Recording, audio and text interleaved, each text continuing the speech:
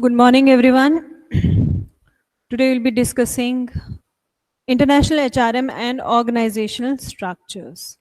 But before we go into the details of organizational structure that is being followed or implemented while company goes from exporting till becoming transnational. So we must be aware about the available organization structures which exist in an organization, right? So we have, first of all, organization structure means the systematic arrangement of people working for organization in order to achieve certain goals. It is a framework of authority relationships among individuals and groups in an organization. This we have already studied, and we all know that organization structure is the formal relationships among individuals and groups in the organization, right? Now, various types of organization structures which are available are line and staff, functional, divisional, and matrix. So we said organization structure means systematic arrangement of people working for an organization in order to achieve certain goals. And it is the relationship among individuals and groups in an organization. So we have already studied that there exists line and staff, functional and divisional and metrics. Now the question is that what is the place of HR department in the total organizational setups? So obviously it depends whether the unit is large or small. If it is small, then there might not be separate HR department. HR resource functions might be carried out by the office managers or even by the administrative staff, because organization is very small. So there may not be the existence of HR department, separate HR department in the organization. So in general, we are having lines, authority, staff, line relationship and staff relationships. This I'm not going to discuss in detail because we have already studied it in HRM and organization behavior as well. But just I'll give you a quick recap. So line organization structure, it is the simplest organization structure and it flows from top to bottom and most executive to the lowest subordinate. In this type of structure, employee is accountable to one superior. That is, there is unity of command, right? So there are certain advantages and disadvantages associated with this type of structure. Advantages are that there are clarity of authority, responsibility, and accountability because it is a line structure. And disadvantages are specialists are not given any importance in the planning because we do not have a staff structure. This is an example of the representation of this structure, which we have been discussing and seeing throughout for first semester. Then in an organization, line structure could be Vice President HR, Senior Executive HR, and Executive HR. So no staff is there to assist line. Functional organization structure, obviously when organization grows, so there are various departments which are grouped according to functions like employment, training, salary, welfare and services, etc. This is purely for HR department, right? So functions of HR are employment, training, salary, welfare and services. So a specialist heads each department and has a specialized men under him. Operating executives are free from necessity of performing work outside their special fields and are offered expert assistance and advice as needed in the performance of their job and task. Now, certain advantages are that obviously it enjoys the advantage of specialization. Every operating executive carefully concentrates on his function and gets expert advice and assistance. Disadvantages are lines of authority are not clear. In the absence of unity of command, because in line structure, we have a unity of command. We have coordination and control. So because it is a functional organization structure, a lot of line and staff authority and responsibility lines are existing in it. So it is hampered. right? This is in general, and for HR, it is like this. HR director, assistant, then recruitment, compensation and benefits, employee relationship, training and development, workforce study. And for every function, we have job posting, applicant sourcing, interview arranging, and applicant choosing. Similarly, for herein, you can see job evaluation, attendance checking, salary policy administration, insurance, and bonus managing. Similarly, over here, strategy planning, dispute resolution, contract negotiation, advisory. Herein, we have training program, leadership training, and promotion policy. And under this, security education, emergency preparedness, and facility inspection. Then line and staff organization structure. It is basically line organization, but staff officers who are functional experts are engaged to advise the line officers to perform their duties, right? Advantages could be line and staff organization is more suitable in large enterprises. Obviously, when organization is big, you cannot have line organization, line structure only. So you need to have certain experts which will assist line members. So therefore, emergence of line and staff organization. Then line and staff structure also allows higher flexibility and specialization. Disadvantages, line and staff structure allows higher flexibility and specialization. It may create conflict between line and staff personnel, which actually happens in the organization, that there might increase conflict between line and staff personnel. And staff people may dislike their lack of authority, and this may cause line and staff conflict. Because staff people are not in the direct line of authority, so they may not enjoy the same power and authority which a line member is enjoying, so which might give rise to conflict. This is in general, we are having line and staff structure, and then divisional organization structure. In this, the organization is divided into divisions. Now there is difference between functions and division. Function is specifically to a particular department, and divisions are different divisions which could be based on the product markets of geographic area, and each division has its own set of functions like finance, marketing, etc. Now what are the advantages? It is interdependencies and resources within the divisions are coordinated towards an overall outcome. And disadvantages, too much duplication of resources, because divisions are different, but resources have to be same. So there could be same resources which are, used by different department divisions, or different resources used by different divisions. So it gives rise to duplication of resources. Skills and expertise, each division has its own function. So it gives rise to complex skill inventory, right? And resource, because you are not resources in this. Every division is having its own independent resources. That is why duplication of resources. This is how, although it is not very clear, but you can make out division for product X, Y, Z, R&D, market finance. This is in general. Then matrix organization structure. It is a type of organization structure that combines traditional departments with the functional structures, with project teams, especially when you are having projects, IT-based teams or project-based teams. It could be virtually connected, they could be physically connected in an organization.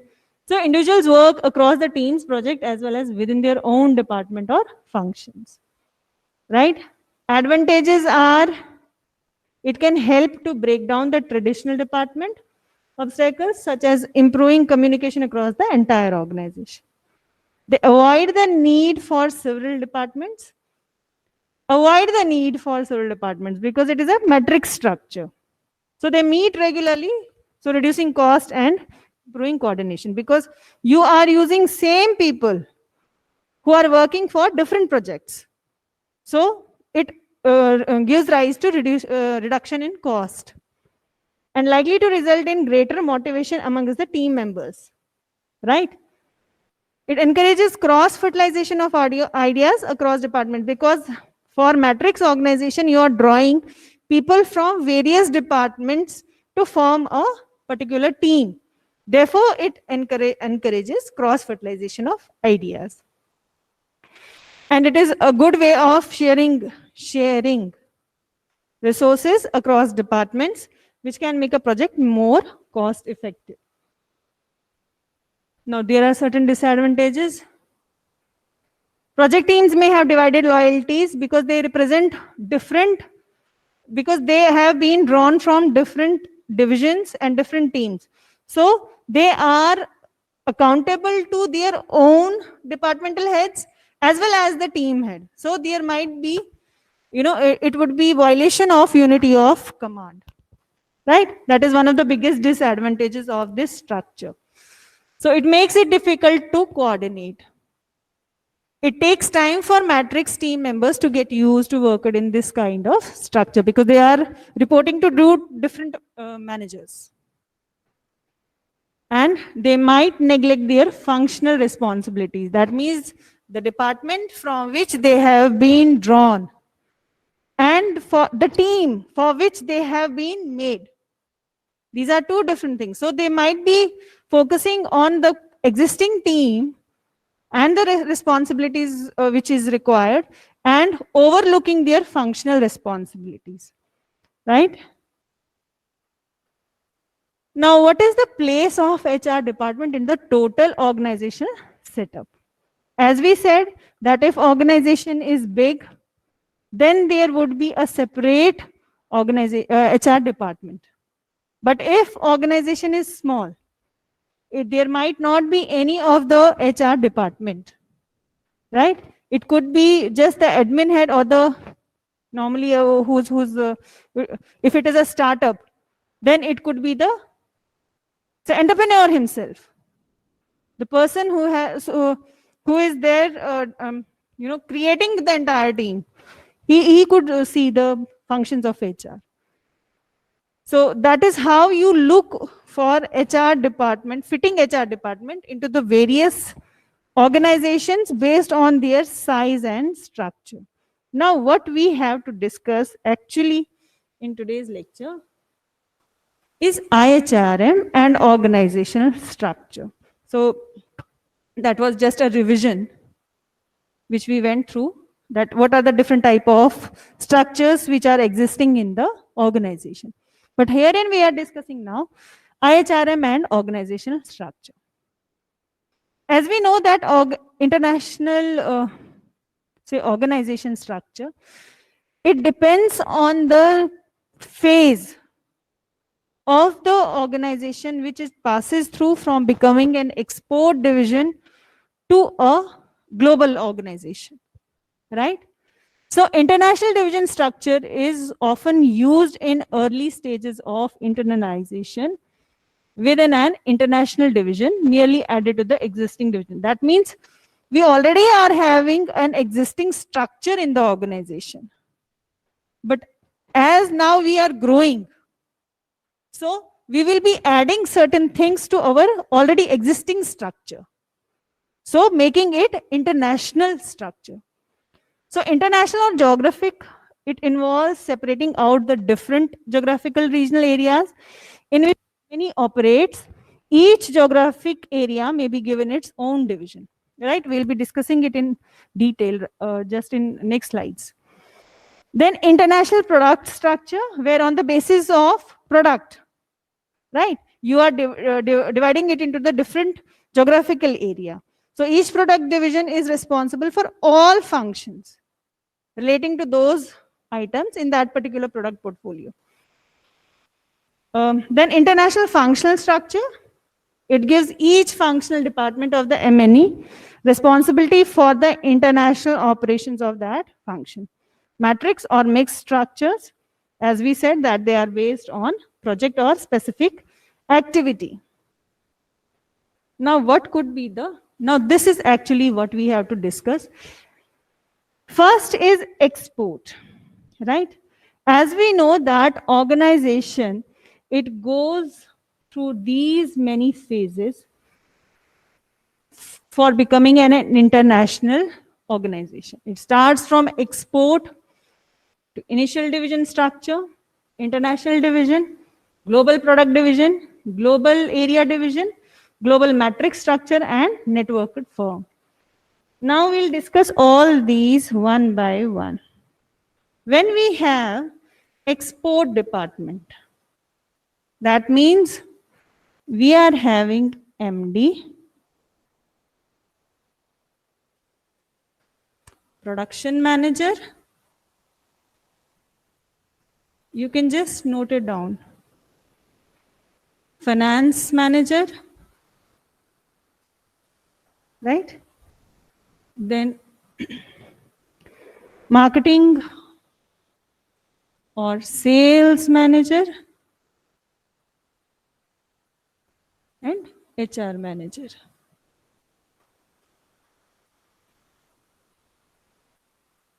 Now herein we are having domestic sales and we are having export sales. So it is connected like this.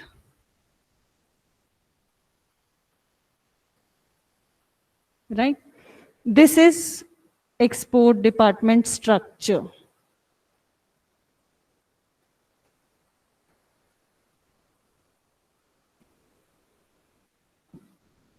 So at this stage, exporting is controlled from the domestic base home office through a designated export manager. So the role of HR department is unclear.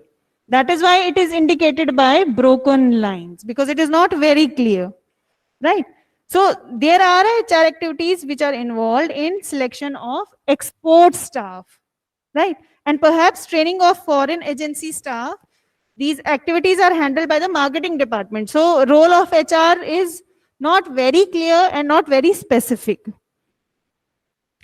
So HR department has title or little it has little involvement with the development of policies and procedures surrounding the HR aspects of the firms, because this is just the initial phase of organization going into international or exploring international markets, right? So this is export department structure. Now, we have initial division structure or initial stages of, internationalization. So we might be having chief executive officer, which is CEO. Then we have production. We might have marketing, finance,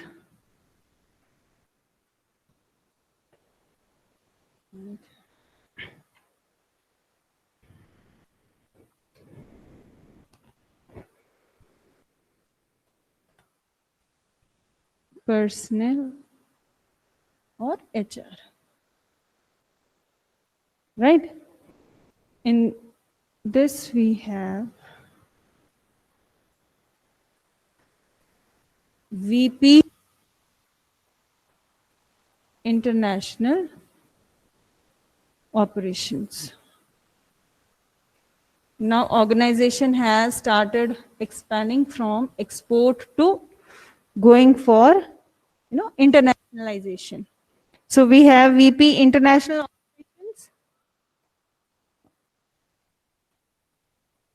Because this is not very firm right now. So VP International Operations might be taking care of different geographical locations, maybe France, maybe say Italy, maybe Japan,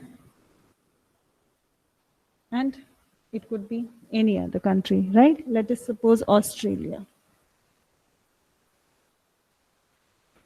So these are now overseas subsidiaries.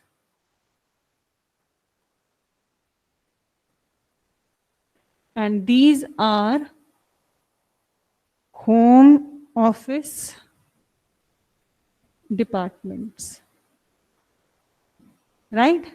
So we have CEO, production, marketing, finance, personnel or HR, and we have now in VP international operations who is looking for who is looking into various geographical operations, for example, France, Italy, Japan, Australia. So these are overseas subsidiaries.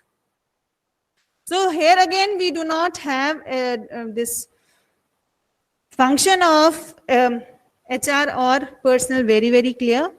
So it is maybe PCNs are usually posted to for important positions because the firm has more confidence in them to implement. Prone that home office resources, policies and practices, they are not followed. So quite possible they do not want a polycentric approach but want an ethnocentric approach. That is why VP international operations is controlling operations of France, Italy, Japan and Australia. Purely ethnocentric approach.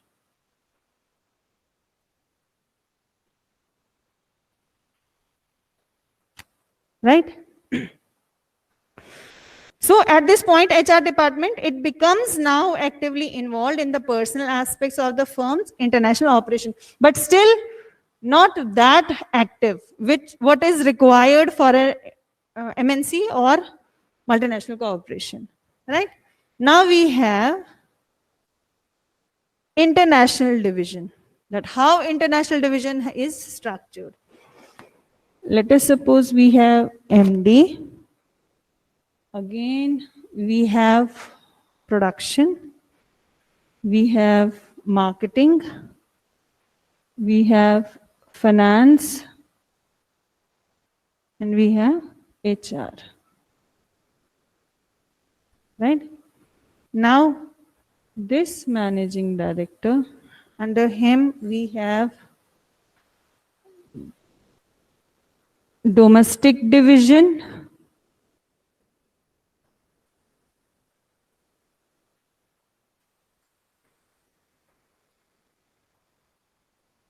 again domestic division for different operation. Just hold on. Division. Again we have now international division.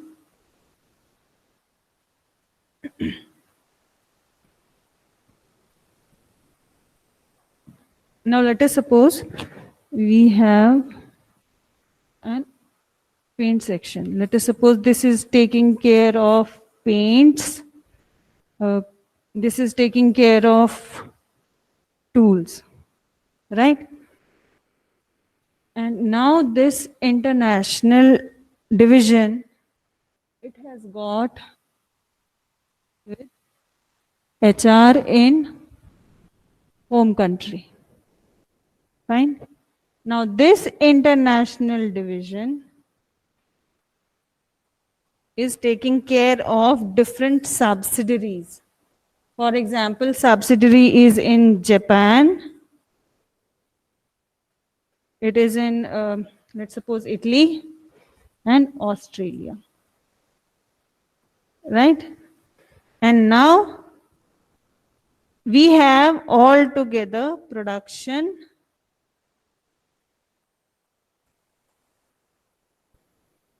marketing, for example, finance, and HR. So this is now connected with direct over here.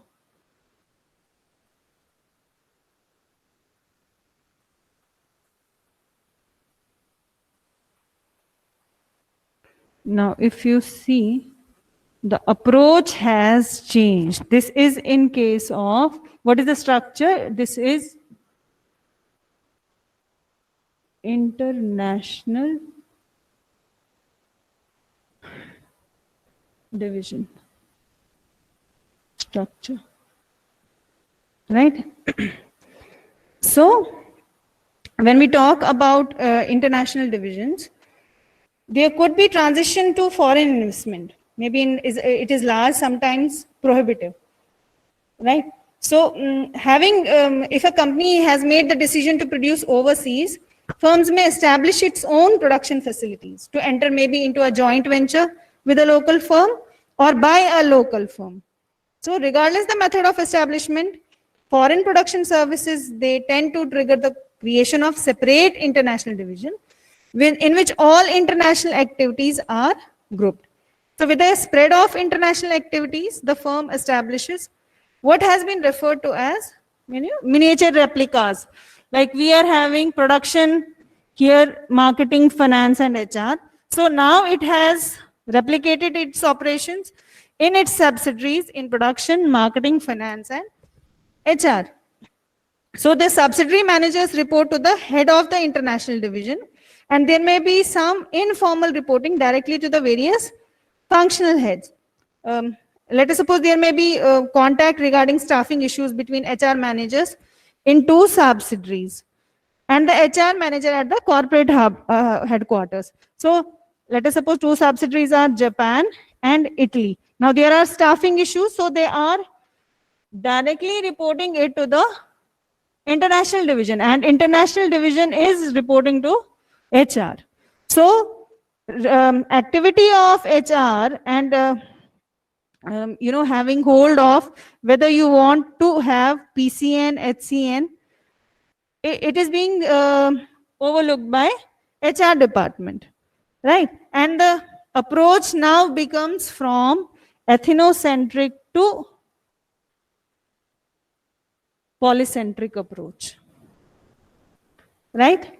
So this is international division. Now we have global product division, and wherein now we are purely talking about the products which are available or which organization is manufacturing and having its operations in other countries. So it could be like this. CEO,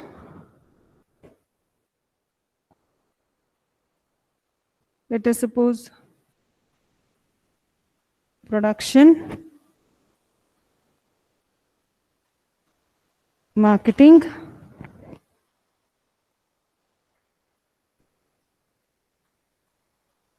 corporate product division,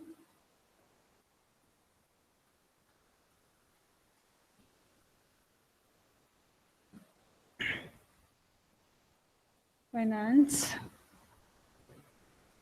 and HR, right?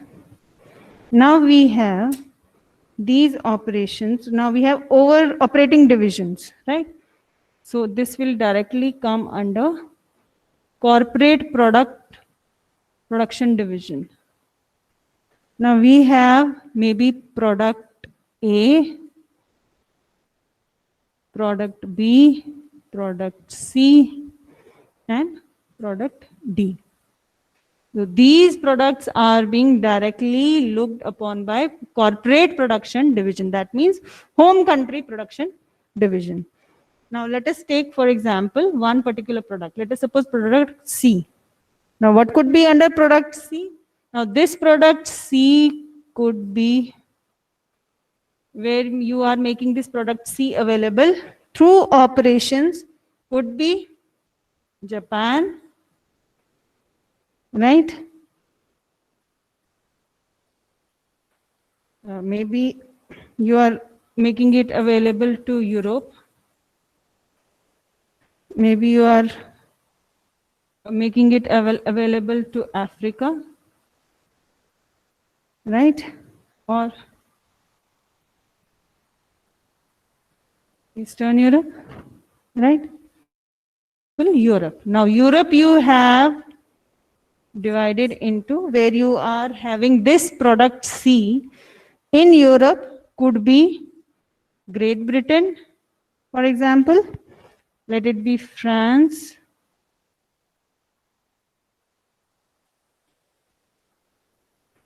let it be Germany,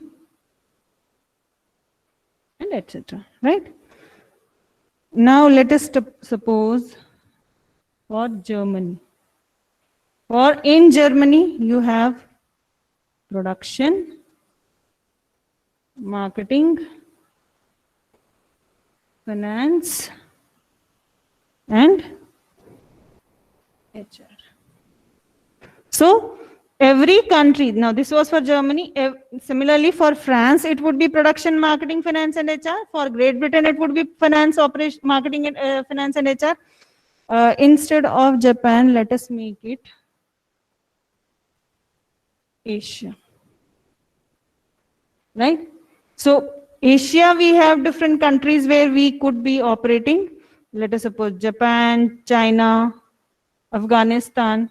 So for every country, every geographical location, you might be having different operations. So all these operations, now see, there is, you are seeing that there is no connection between HR, home HR, or, you know, the specific geographical HR. So that is what is regiocentric approach.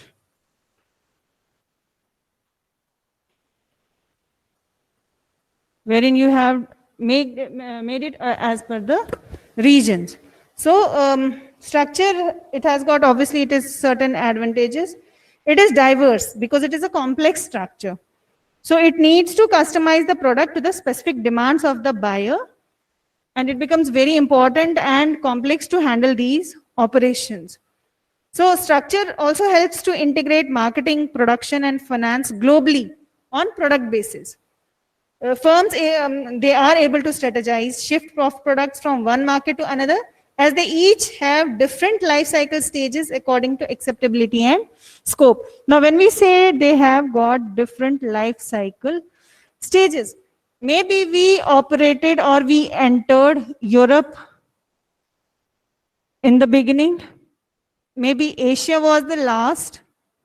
So, life stage, life cycle of these organizations in different geographical locations would be different from Asia. Maybe here you are at the saturation phase. Maybe in Asia you are just at the growth phase. Maybe in the Africa you are just in the initial phase. So it will depend on the entry, how you, at what time you have entered a specific location or geographic. Right?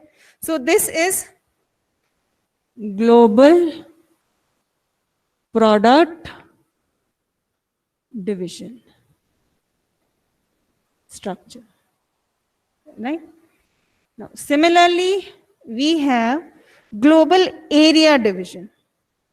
Now, global area division, let us suppose we have CEO, right? Again, we have headquarters or home country. Again, we have production, marketing, finance, and HR. Right? So herein we are having operating divisions.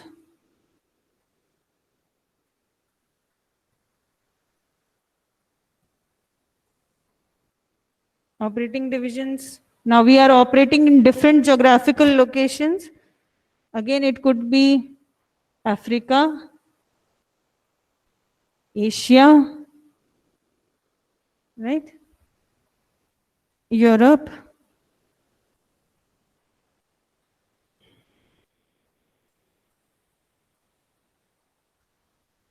let us suppose, and Far East, Eastern countries. Now for every, let us suppose for Europe, again, we are having production, marketing, and HR. Now this HR herein is reporting to home HR, right? This is global area division structure. So it is useful when product range is not too broad. Therefore, common resources in a country can be shared.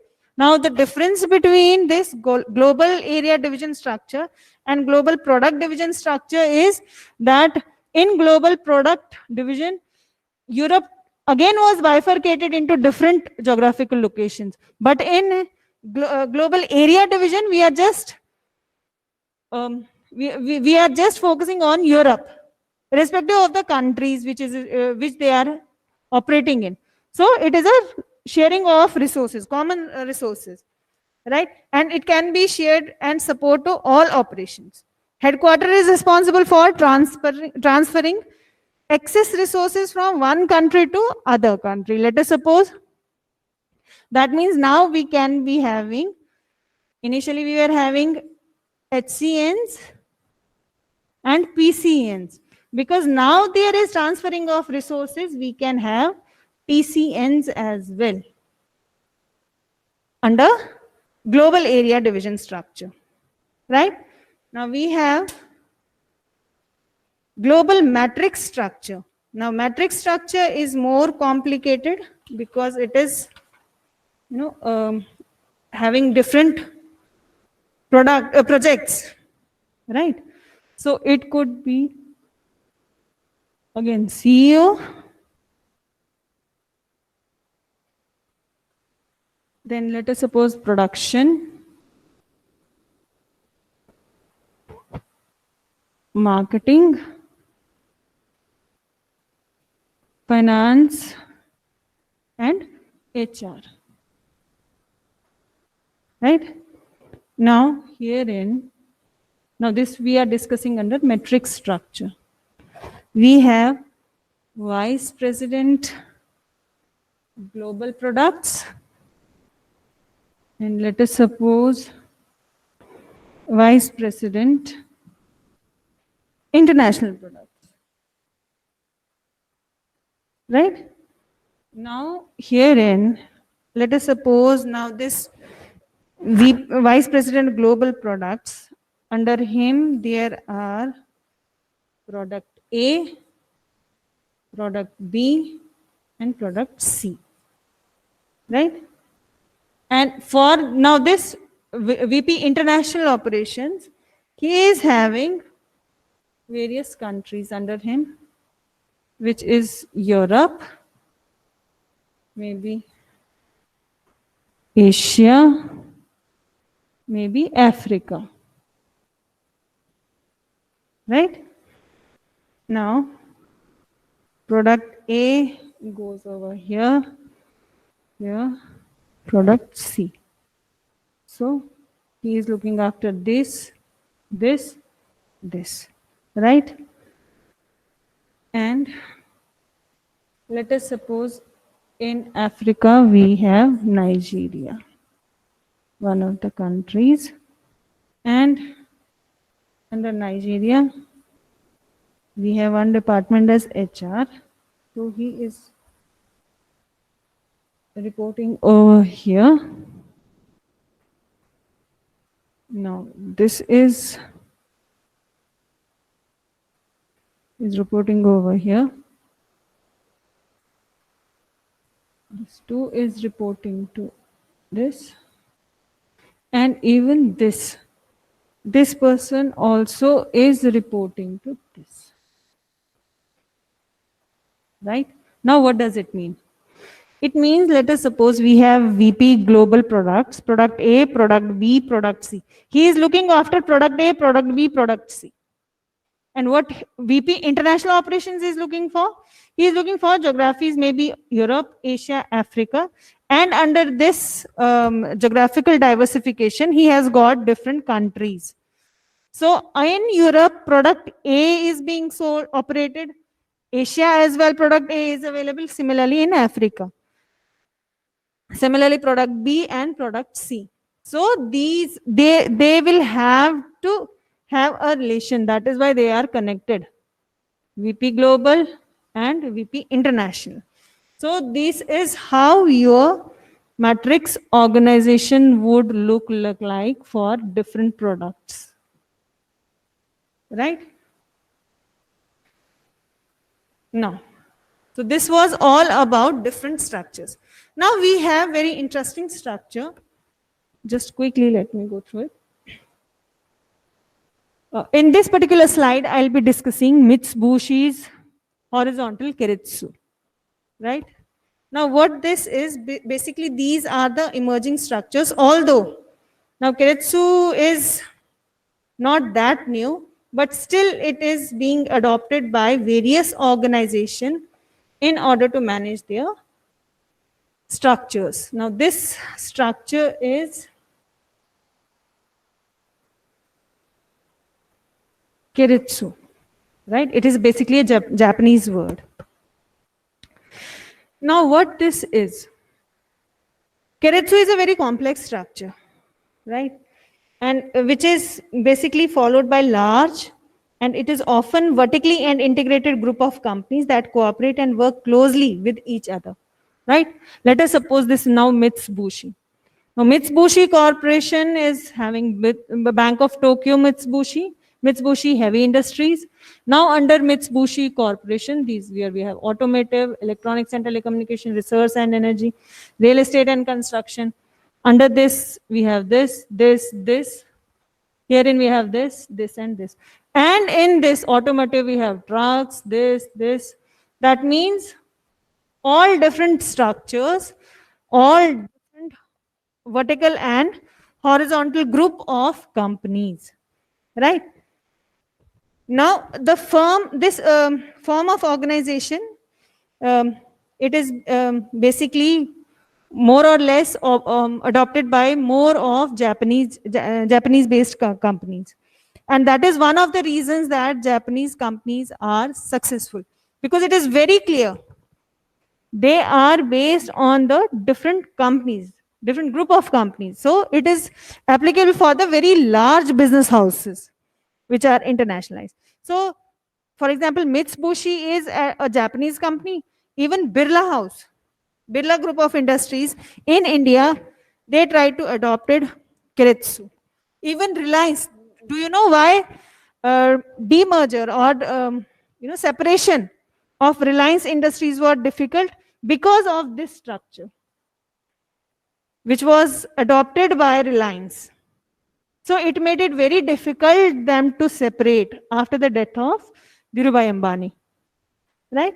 So even now larger companies, American multinationals, are creating their own type of keiretsu. So these are different type of organization structures which organizations adopt while moving from,